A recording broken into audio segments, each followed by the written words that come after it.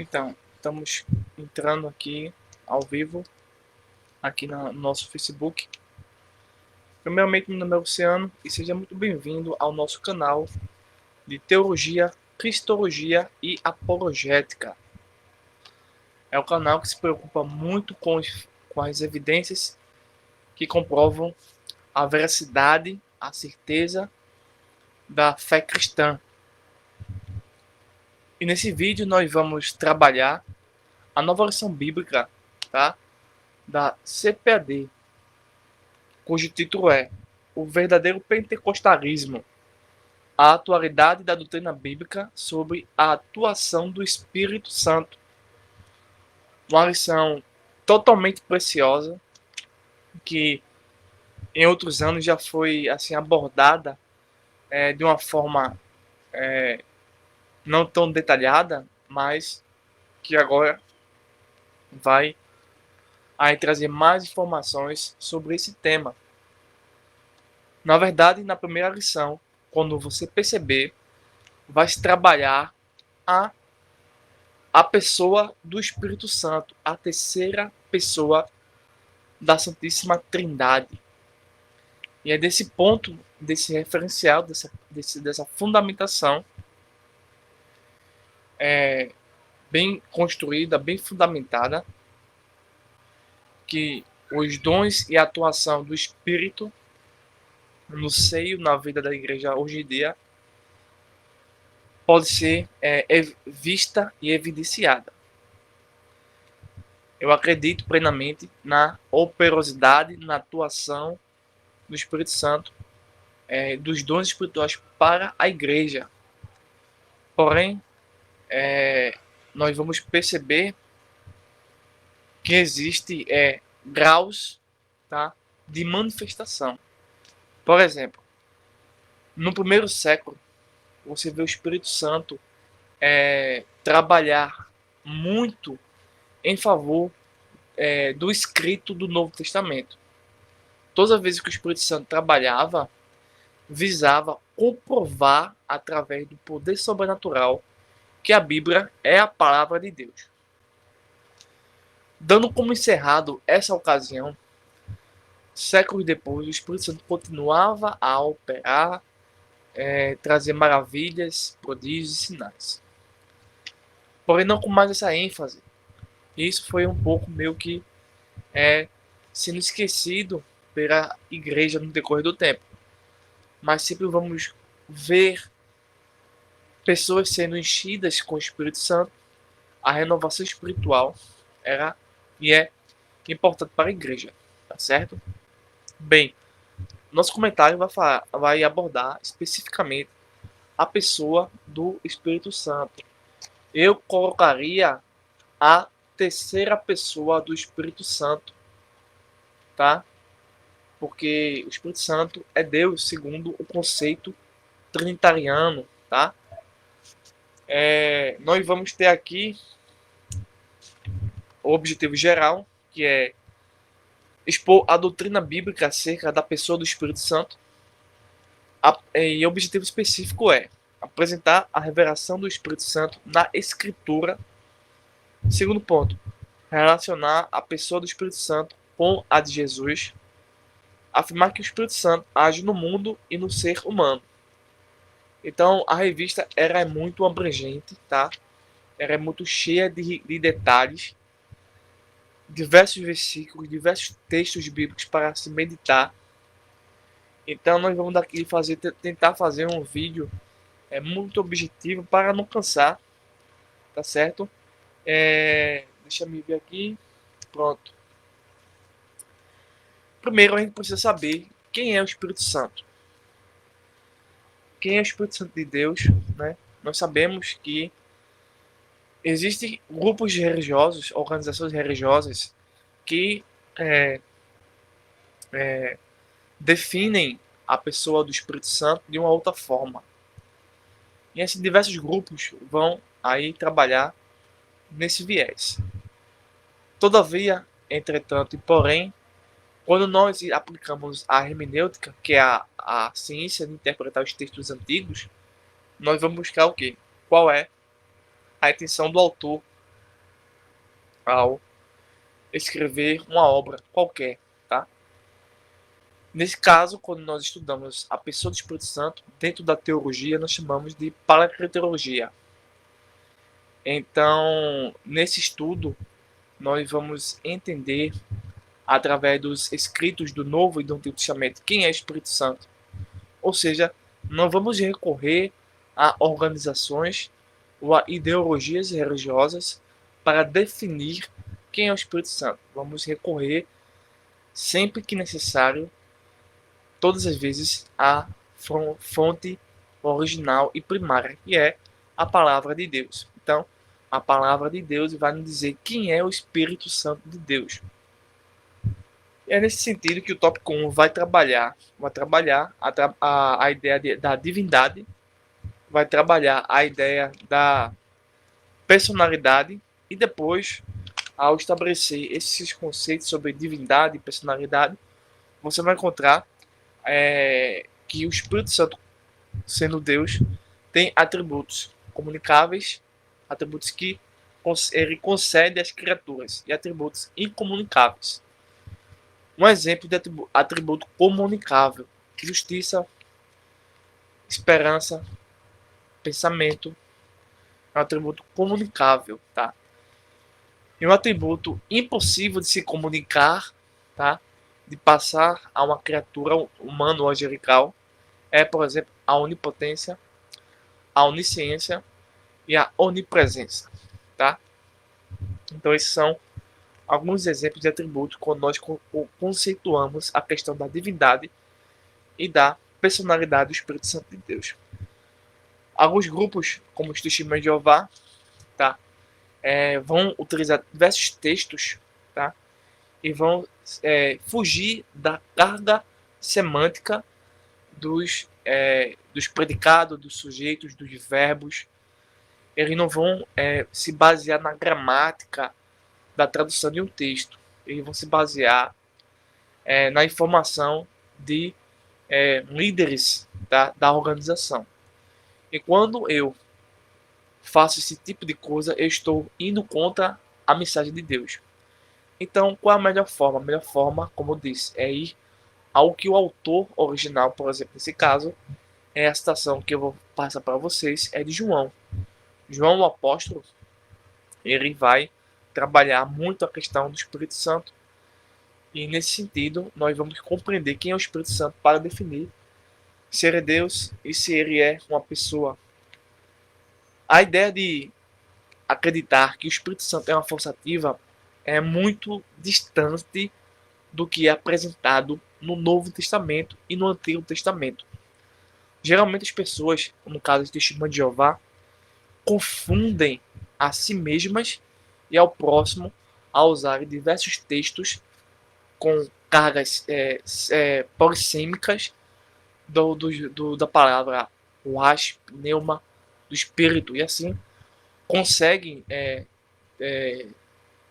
desmontar, tá, na mente daquelas pessoas que não têm um alicerce muito firme, forte, para continuar na tese. Porque, veja só, uma coisa que eu sempre digo: uma pessoa que vai negar a divindade e a personalidade do Espírito Santo, essa pessoa primeiro deixou a tese, criou uma síntese e tem agora uma antitese. E quando você vai defender em algum momento, tá, a fé cristã, primeiro você tem que conhecer. Nesse caso, o verdadeiro pentecostalismo, tá, aqui é a revista, não somente é conhecer, mas experimentar. Isso aqui é o pentecostalismo.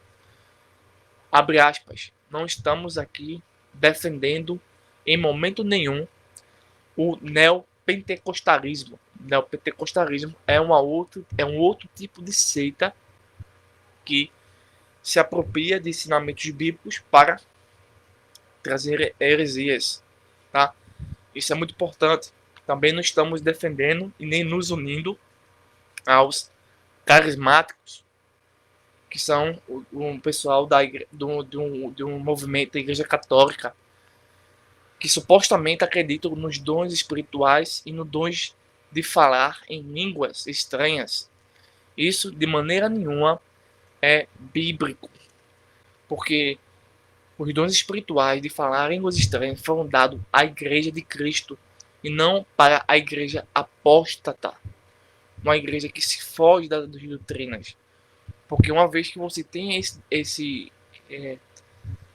o Espírito Santo na sua vida, você tem os dons espirituais e você tem os frutos do Espírito, e a consequência disso é a doutrina alicerçada na sua mente para aí lhe guiar em determinados momentos da sua espiritualidade.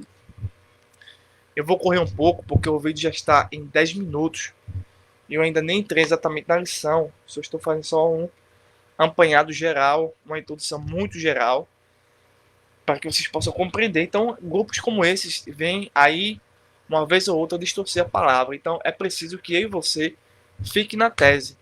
Não saia da tese. Continue na tese, defendendo a tese. Se em algum momento você sair da tese que você defende, você está abrindo o jogo, reformulando regras, novas interpretações e permitindo ao o adversário, tá? Nesse sentido espiritual, vencer a sua tese. É por isso que nós temos hoje uma igreja muito defasada, uma igreja que busca certas renovações e não encontra genuinamente porque deixou a tese. Qual é a principal tese quando o Espírito Santo ele é derramado no primeiro capítulo da história da igreja? É o que? Primeiro, capacitar a igreja a defender a fé, a comprovar que a Bíblia, os manuscritos, são inspirados por Deus através de dons espirituais sobrenaturais. E segundo, ajudar o próximo.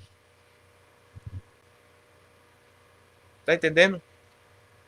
Bem, voltando aqui, basicamente, então o Espírito Santo, de forma nenhuma, pode ser compreendido como uma força, como uma entidade cósmica natural, tá? Isso está muito distante dos ensinamentos do Antigo e do Novo Testamento. Ao contrário, quando você vê textos como, por exemplo, eu vou dar alguns textos, mas existem vários textos, tá? Que vão fundamentar isso que eu estou dizendo. Nós temos aí Gênesis capítulo 1, verso 2, Salmos 104, verso 30, Jó capítulo 26, verso 13, Jó capítulo 33, verso 4, Atos capítulo 5, 1 Coríntios capítulo 3, versículo 16, Mateus capítulo 28, verso 19 e 1 João capítulo 5, versículo 17. Esses versículos te ajudam a definir a personalidade. Quando eu digo personalidade, eu estou dizendo o quê? Que o Espírito Santo ele é visto na Escritura como pessoa. E pessoa não é energia, não é força. Ainda que uma pessoa, por exemplo, eu sou uma pessoa, tá certo? Mas para eu sobreviver, eu preciso do quê? De uma energia. E exerço força. Mas em nenhum momento eu sou uma força ou sou uma energia. Então você vai ver em muitos momentos o Espírito Santo sendo descrito como sendo derramado, enchendo o ser humano. Mas isso não quer dizer que ele seja uma força. Ao contrário, ele é a própria palavra Espírito já diz tudo. Mas o Espírito Santo é uma pessoa. E quando nós dizemos que ele é uma pessoa, o que queremos dizer com isso? É que por ser pessoa, é diferente de ser força ou energia. Uma energia não tem intelecto, razão, raciocínio, emoção, sentimento, inteligência, não tem vontade e não tem emoção e nem sensibilidade. Por exemplo, uma energia, a energia é elétrica. A energia elétrica, ela não tem raciocínio, não tem vontade, não tem sentimentos, não tem emoções. Por isso que é uma força, é uma energia. Ao contrário disso, nós temos o Espírito Santo, que não é uma energia, porque tem razão, raciocínio, sentimentos e emoções. Tá entendendo a enorme diferença da pessoa do Espírito Santo para definições equivocadas? É muito grande. Posteriormente, a lição vai trabalhar a questão da divindade. Bem, dois textos principais importantes que nós podemos destacar, não só existem só dois textos, existem vários textos. Por exemplo, Atos capítulo 5 e Salmo 104, verso 30. Não vamos trabalhar a hermenêutica desse texto por conta do tempo, mas esses são os dois principais textos que comprovam aí, tem outros, que comprovam a divindade do Espírito Santo, que é a terceira pessoa da Trindade. Mas voltando mais um pouquinho, nós vamos encontrar que a Bíblia, a evidência, mais uma evidência de que a Bíblia se refere ao Espírito Santo, que nada mais é do que a terceira pessoa da Trindade, como tendo atributos pessoais. Por exemplo, Atos capítulo 13, versículo 2, você vai ver aí um atributo pessoal. Aí você marca aí. Eu vou abrir Atos capítulo 13, versículo 2. Aí eu vou pegar um atributo pessoal. Um exercício. Eu expliquei e dei alguns exemplos de atributo pessoal. Aí eu vou abrir o texto em Atos capítulo 13, versículo 2. Nesse texto tem um atributo pessoal. Aí você vai grifar esse atributo pessoal. Aí você vai para João capítulo 15, verso 16. João capítulo 16, versículo 13. Você vai encontrar mais atributos pessoais. Aí você grifa. Em nenhum momento o autor está dizendo que o Espírito Santo é Deus. Que o Espírito Santo é uma energia. Mas a todo instante, os textos vão dizer que o Espírito Santo é uma pessoa e é Deus. Aí você vai ver nesses textos, mais especificamente, o texto de João, capítulo 16, versículo número 13. Você vai ver um pronome pessoal, tá? Nesse versículo. E por ter um pronome pessoal, tá? Neste caso, o Espírito Santo manifesta uma atividade de natureza plenamente pessoal, como por exemplo, conversar, ouvir e falar. Esses verbos são verbos que demonstram que vem de uma pessoa. Animais não conversam. Animais não podem ouvir e nem falar no sentido humano, tá? Obviamente que tem audição, tem dicção, né? Mas é no sentido humano da comunicação, tá? Que exerce a atividade linguística e racional. Então, o conceito exato da palavra Trindade, porque a lição vai trabalhar um pequeno momento sobre a Trindade, porque envolve a terceira pessoa. Então, para vocês que ainda não sabem o que é a Trindade, rapidamente, a Trindade é o que? É nada mais, nada menos que o Pai, o Filho e o Espírito Santo são apresentados, vistos e comprovados como tendo a natureza divina. Então, o Espírito Santo, quem é o Espírito Santo? O Espírito Santo não é uma força ativa e nem uma energia. Boa noite, Cíntia. Tudo bom? Tá aí acompanhando, né? Então, o Espírito Santo é uma pessoa e é a terceira pessoa da Santíssima Trindade. Eu vou adiantar aqui mais um pouco. Então, o ponto central é o seguinte: a Bíblia revela a verdade sobre a pessoa do Espírito Santo. A lição diz: o Espírito Santo é chamado de Deus, pois o apóstolo usa alternadamente os nomes Deus e Espírito. Isso porque os cristãos é o templo de Deus. Você vai ver isso em 1 Coríntios capítulo 3, verso 16. Em João capítulo 14, versículo 26, 23. Assim habita no crente o Deus triuno e uno, o Pai, o Filho e o Espírito Santo, conforme Atos capítulo 5, versículo 3 a 4. Deus e o Espírito Santo são uma mesma deidade, mas são duas pessoas diferentes. Já no tópico 2, você vai ver o seguinte: o Espírito Santo e Jesus. Então, novamente, vai trabalhar aqui a noção de trindade. A noção de trindade, de maneira nenhuma, vai negar o monoteísmo do Shema, de Deuteronômio capítulo 4, 6, versículo 4. Né?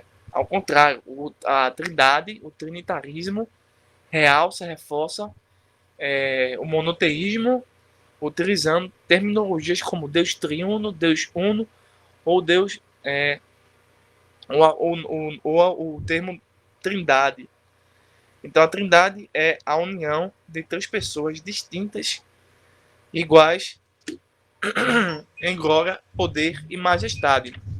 Bem, existe uma palavra que vai ser aqui usada pelo autor, chamado, uma palavra muito complicada, chamada de pericose. Pericose é um termo teológico desconhecido no meio evangélico, que expressa a relação intratrinitariana do Pai, do Filho e do Espírito Santo. Ou seja, a habitação das pessoas da Trindade, uma na outra. Cada pessoa está nas outras e cada uma se dá às duas outras. A intimidade entre o Filho e o Espírito Santo se dá nesses termos e é eterna. Jesus fala desse relacionamento desde antes que o mundo existisse. João capítulo 17, verso número 5. Em outro momento, ele diz a Filipe: Não crês tu que estou no Pai e que o Pai está em mim? João capítulo 14, verso 10. O Espírito Santo também nessa trindade. 1 Coríntios capítulo 2, versículo meu 10 e o versículo meu 11. Aqui tem então é um tema muito complicado que precisa ser muito trabalhado, tá? Pesquisado dentro dos conceitos trinitarianos. Você não pode pesquisar em um conceito ariano, um conceito monofisista dessa palavra, porque você vai cometer alguns equívocos. Então é preciso compreender dentro do conceito trinitariano esse termo. Bem, o autor da revista aqui ainda nos traz uma informação muito importante. É que no meio da Assembleia de Deus, tá? Haja vista, hoje em dia, por termos mais materiais bíblicos, apologéticos, teológicos, isso não quer dizer que ainda deixou de acontecer, mas acontece em parte, tá? O que é isso? É que há no meio da Assembleia de Deus algumas pessoas que não compreendem o que é Trindade, não sabem teoricamente o que é a Trindade, e começam aí a ensinar na EBD, a ter oportunidade na escola dominical e a cometer equívocos teológicos muito graves. E um desses equívocos que o autor da revista vai trazer, isso é muito importante, tá? Que isso traz um alerta, principalmente para as igrejas, a Assembleia de Deus, é que havia um argumento baseado numa interpretação equivocada das palavras de Jesus, de João capítulo 16, versículo 14. Nessa interpretação, essas pessoas acreditavam-se por desconhecer fatos, verdades, interpretação, por não estudar, por não querer aí buscar os fatos. Então essas pessoas diziam que não poderia adorar o Espírito Santo. Veja que coisa séria.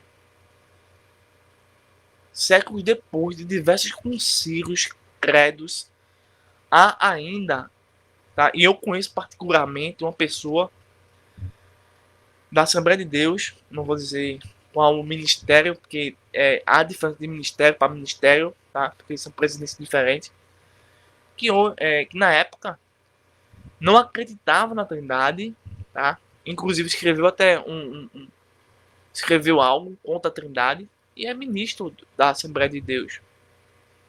Tudo entre os panos, tá? Porque ele tinha condições, então a igreja não poderia expulsar, né? E aí você vê a heresia surgindo dentro das igrejas, né? Mas Deus tem apologistas, tem pessoas capacitadas para repreender isso e corrigir através da doutrina nisso. Então isso acontecia e ainda acontece meio que superficialmente. Então é preciso a gente se preocupar muito com isso. Bem, já no finalzinho do tópico 2, ele vai trabalhar aqui a declaração do artigo de fé do credo de Atanásio. Tanto a unidade da Trindade como a Trindade da unidade deve ser adorada. esta fundamentada na Escritura, tanto faz adorar a Jesus separadamente ou a qualquer das outras pessoas da Trindade, como adorar a Trindade. E aí vai trabalhar aqui a questão sobre a consubstancial com o Filho, né?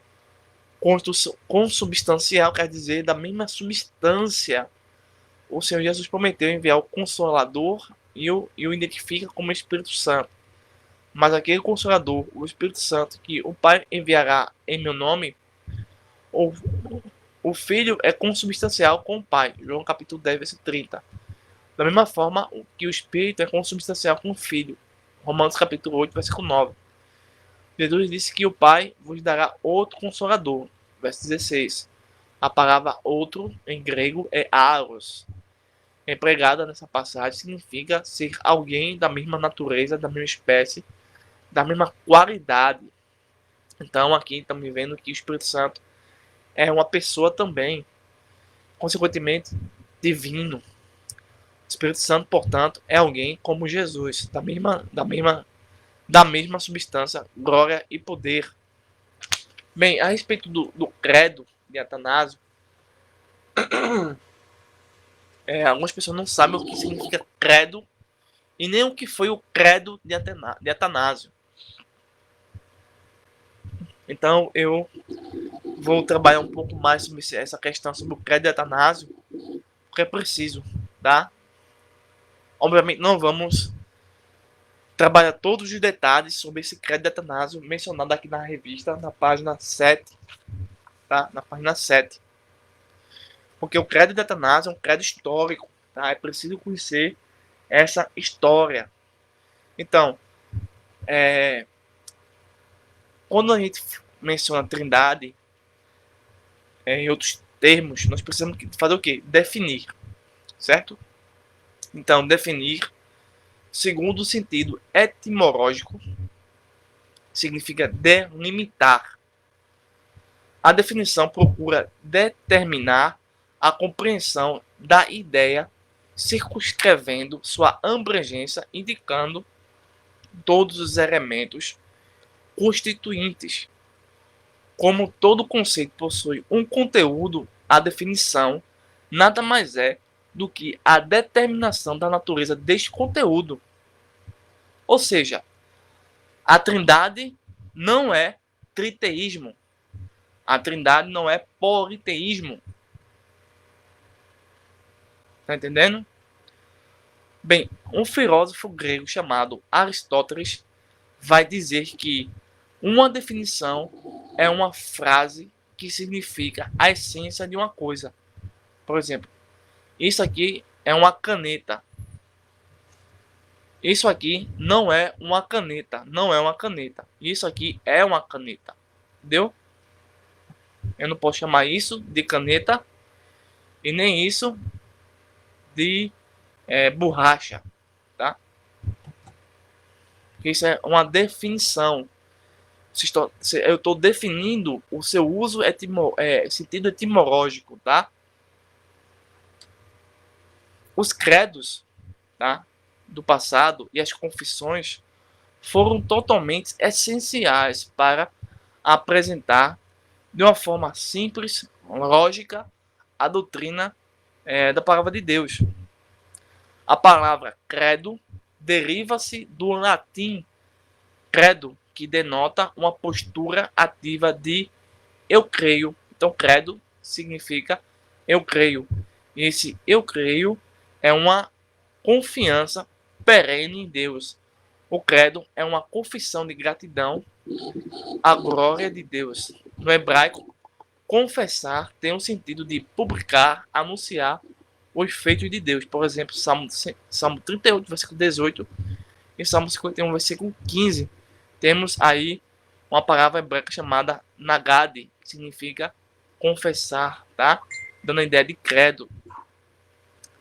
Antes dos credos e confissões de fé, na época pós-apostólica, esses credos e confissões, por exemplo, o credo de Atanásio está depois de Cristo, tá certo?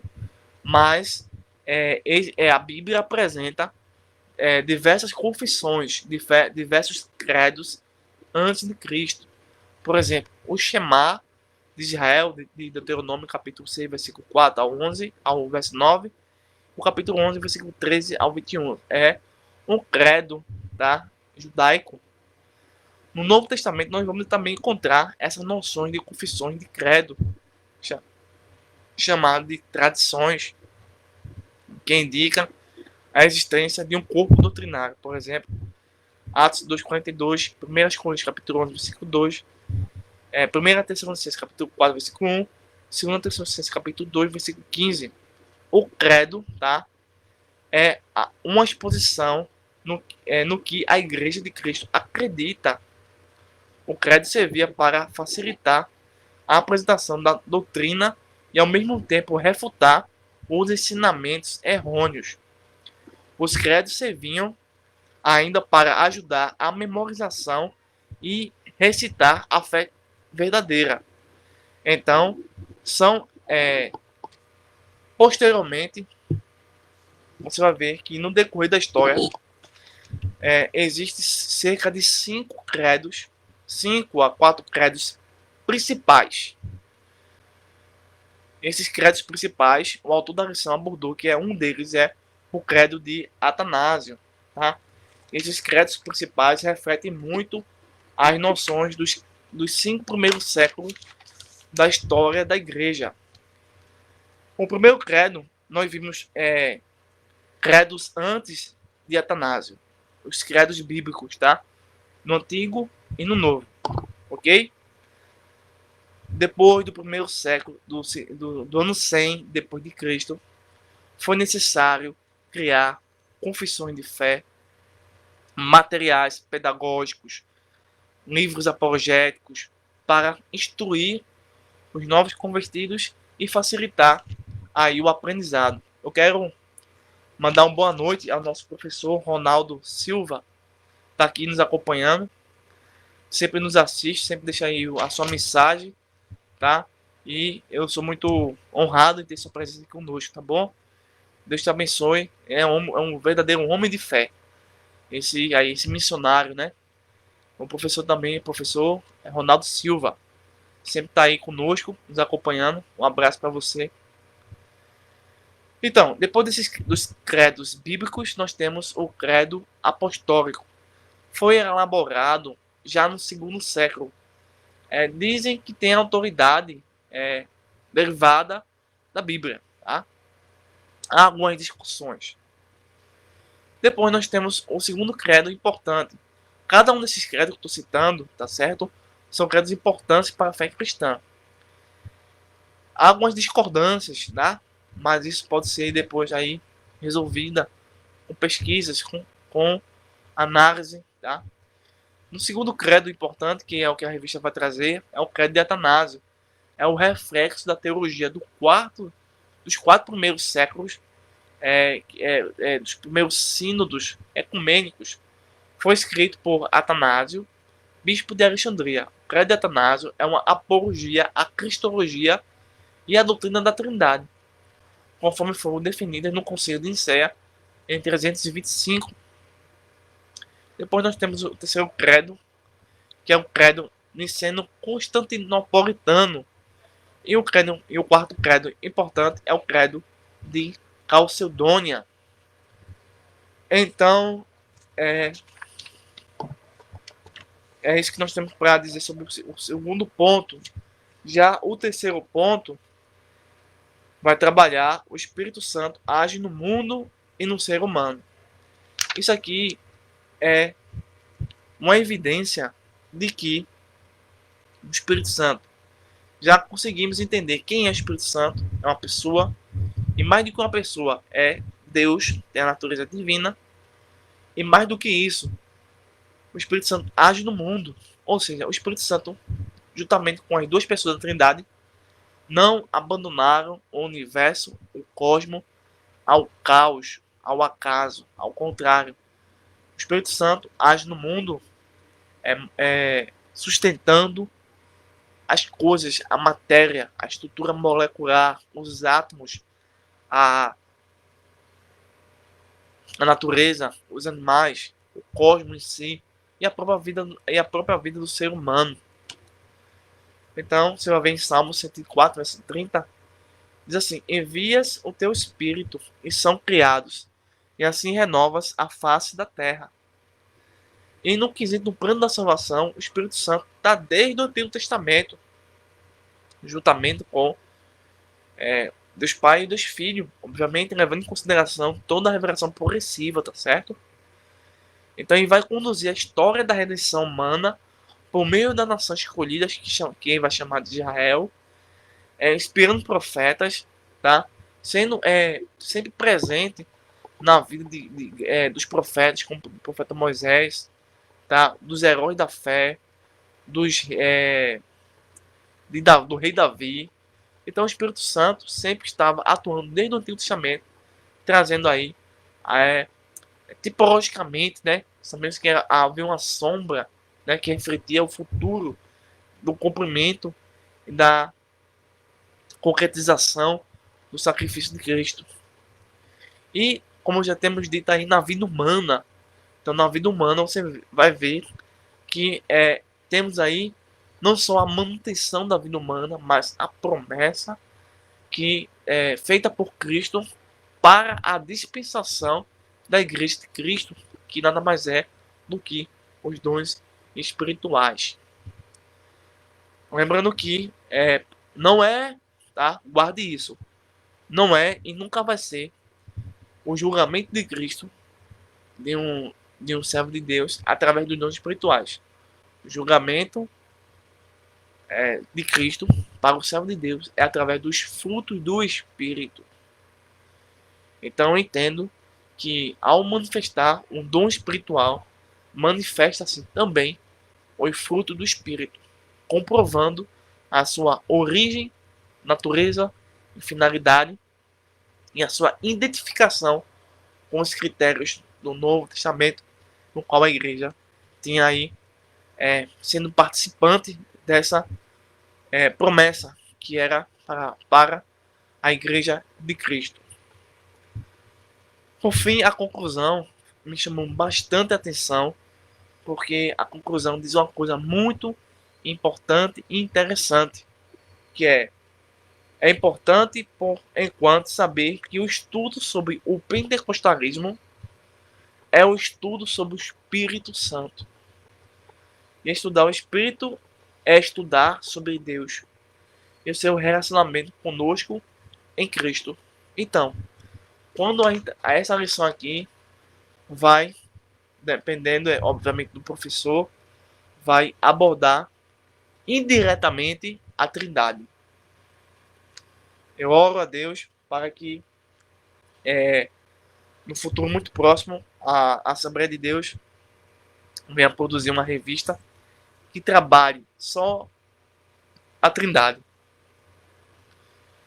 Eu estou orando por isso, porque precisamos, porque é a Trindade a doutrina suprema. Se tiver algum erro na Trindade, no meu conceito de Trindade, tudo que as outras doutrinas que seguem vai ter algum tipo de erro. Se a noção de Trindade estiver certa, as doutrinas vão estar certas, entendeu? Bem, eu quero citar aqui, recomendar o livro do professor Hermes de Maia, eu creio, no Pai, no Filho e no Espírito Santo, um livro sobre Trindade. Tem mais de 500 páginas. Então, é um livro para você trabalhar aos poucos, tá? Aos poucos você vai trabalhando ele. Eu vou aqui citar aqui pelo menos o credo apostólico. Nós falamos aí que há alguns credos importantes na história da igreja, não é isso? E um dos credos que o autor da revista da lição, daqui da CPAD, trabalhou foi o credo de Atanásio. Eu vou citar aqui para vocês o que diz o credo apostólico, o que diz o credo de Atanásio, tá? É bem extenso. Então eu vou citar pelo menos dos 4, eu vou citar 2, tá ok? Os 4 credos, vou citar 2. Um que o autor faz menção e o outro que não fez não foi tão importante para a lição nesse exato momento. primeiro credo é o credo apostólico, tá? Depois eu vou trabalhar aqui bem rapidamente o credo de Atanásio, tá ok? É isso mesmo. Página 54. Credo de Atanásio. Creio em Deus, Pai Todo-Poderoso, Criador do céu e da terra, e em Jesus Cristo, seu único Filho, nosso Senhor, que foi concebido pelo poder do Espírito Santo, nasceu da Virgem Maria, padeceu sob Pôncio Pilatos, foi crucificado, morto e sepultado, desceu à mansão dos mortos, ressuscitou ao terceiro dia, subiu ao céu, está sentado à direita de Deus Pai Todo-Poderoso, de onde há de vir e julgar os vivos e os mortos. Creio no Espírito Santo, na Santa Igreja Católica. Só uma pausa. Quando diz aqui Santa Igreja Católica, não é Igreja Católica Romana, tá? Não é isso, tá? O termo, a definição etimológica da palavra católica, nesse contexto do credo apostólico, é universal. Então, não tem nada a ver com a Igreja Católica Romana, tá? Se alguém disser isso, está mentindo, está equivocado. O termo aqui é com o significado de universal, abrangente, geral, tá certo? Continuando. Na comunhão dos santos, na remissão dos pecados, na ressurreição da carne, na vida eterna. Amém. Isso é o credo apostólico plenamente bíblico, tá certo? Eu tenho aqui o credo niceno constantinopolitano, tá? Mas não vou trabalhar ele. O de Calcedônia. Vamos ver agora o credo de Atanásio, tá ok? Página 59. Todo aquele que quiser ser salvo, é necessário primeiro que tudo que receba a fé católica, a qual é preciso que cada um guarde perfeita e inviolada, ou terá com certeza de perecer para sempre. A fé católica é esta, que adoramos um só Deus em trindade em unidade, nem confundindo as pessoas, nem separando a substância, porque é uma pessoa do Pai, outra do Filho e outra do Espírito Santo. Mas a divindade do Pai, do Filho e do Espírito Santo é uma. A glória é igual, a majestade coeterna. Aquilo que o Pai é, o mesmo é o Filho e o Espírito Santo. O Pai incriado, o Filho incriado, o Espírito Santo incriado. O Pai imenso, o Filho imenso, o Espírito Santo imenso. O Pai eterno, o Filho eterno, o Espírito Santo eterno. Contudo, não são três eternos, mas um só eterno. Como também não são três incriados, nem três imersos, porém um só incriado e um só imenso. Do mesmo modo, o Pai é onipotente, o Filho é onipotente e o Espírito Santo é onipotente. E contudo, não há três onipotentes, mas um só onipotente. Assim, o Pai é Deus, o Filho é Deus e o Espírito Santo é Deus. E contudo, não há três deuses, mas um só Deus.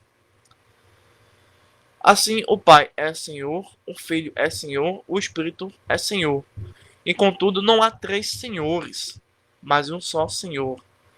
Porque assim como somos obrigados pela verdade cristã a confessar que cada pessoa é por si mesma Deus e Senhor, assim também somos proibidos pela religião católica dizer há três deuses ou três senhores. O Pai não foi feito de ninguém, nem criado, nem gerado. O Filho é só do Pai. Não é feito, nem criado, mas gerado. O Espírito Santo é do Pai e do Filho, não feito, nem criado, nem gerado. Porém, procedendo. Por isso, há um só Pai, mas três pais. Não três pais. Um filho, não três filhos. Um espírito, não três espíritos santos. E nessa trindade, nenhum é primeiro ou último, maior ou menor. Mas todas as três pessoas são coeternas e coiguais. Semelhantemente, em todas as coisas, como supracitado, a trindade na unidade deve ser adorada. Portanto, quem quiser ser salvo deve pensar assim a respeito da trindade, mas é necessário que, para a salvação eterna, que também se creia fielmente na encarnação do nosso Senhor Jesus Cristo. É, portanto, verdadeira fé que creiamos e confessemos que nosso Senhor Jesus Cristo, e Filho de Deus, é Deus e homem, Deus da substância do Pai, gerado antes do mundo, e homem da substância de sua mãe, nascido no mundo, perfeito Deus e perfeito homem, subsistindo em uma alma racional e carne humana, igual ao Pai segundo a sua divindade, e menor do que o Pai segundo a sua humanidade, o qual ainda é, o qual, ainda que seja Deus e homem, não é dois, e sim um só Cristo, um só, não por conversão da sua divindade em carne, mas sim pela assunção em Deus de sua humanidade. Um só, não por confusão de substância, mas sim pela unidade da pessoa. Porque assim como uma alma racional e carne são um só homem, assim também Deus e homem são um só Cristo, o qual sofreu por nossa salvação, desceu ao inferno, ao terceiro dia ressurgiu dos mortos, ascendeu aos céus, assentando-se à direita de Deus Pai onipotente, de onde virá para julgar os vivos e os mortos, a cuja vinda todos os homens ressurgirão com seus corpos e darão conta de sua própria obra. E os que tiverem feito bem entrarão na vida eterna, e os que tiveram feito mal para o fogo eterno. Esta é a fé católica. A menos que um homem creia fiel e firmemente, não poderá ser salvo. Então nós concluímos este pequeno vídeo, tá? E queremos aí agradecer a todos que nos assistem. Um forte abraço. Que Deus continue lhe abençoando no seu chamado, no seu ministério, na sua vocação e aonde você acredita que deve atuar. Desde já eu peço, esse vídeo vai estar também no meu canal no YouTube, tá? Vai ficar aqui no Facebook, mas eu vou botar no YouTube, tá? Vou fazer uma capa. E, como sempre, deixe seu like, porque quanto mais like, o Facebook, o YouTube vai nos recomendar para pessoas que não nos conhecem. Quanto menos, o YouTube não vai recomendar. Então, deixe seu like, comente, compartilhe e caso não seja inscrito, se inscreva. Seja bem-vindo ao canal. Nós trabalhamos aqui, tá? Muita informação, tá? Muitas pesquisas que a gente faz, tá certo? Então, temos uma bagagem, né? Então, ativa o sininho para receber notificações e compartilha, tá? E até o próximo vídeo, se assim Deus nos permitir. E se não ocorreu o arrebatamento, né? Porque Deus pode não permitir. Vamos dizer amém. E também pode acontecer o arrebatamento. É isso? Então nós não vamos poder produzir vídeo. Deus permitindo, vamos produzir. E se o arrebatamento não acontecer, vamos produzir vídeos e conteúdos para aí divulgar e compartilhar mais e mais conhecimento para aqueles que não sabem nada, para aqueles que sabem alguma coisa e para aqueles que sabem tudo. Então, nós aí trabalhamos com essa classificação, tá bom? Então, ninguém vai ficar no caminho, ninguém vai ficar sozinho. Ao contrário, sempre vamos estar aí levando todo mundo no mesmo barco rumo a um objetivo final, que é o seio de Abraão ou o céu, tá bom? Um abraço, uma boa noite e obrigado novamente a todos aí. Forte abraço. Deus continue abençoando. Ok?